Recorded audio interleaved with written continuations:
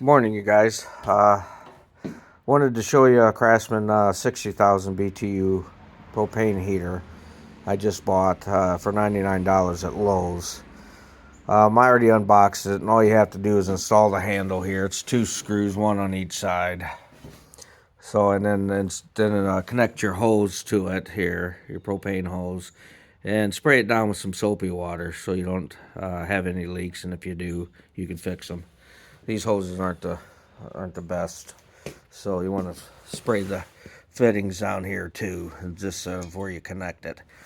So I'll give you a little demonstration how it works. So I'll plug it in here, then you push the knob in and turn it, and you'll hear it start. Now here's your low setting, all the way up to high. It's like 30,000 BTU, 60,000 BTU.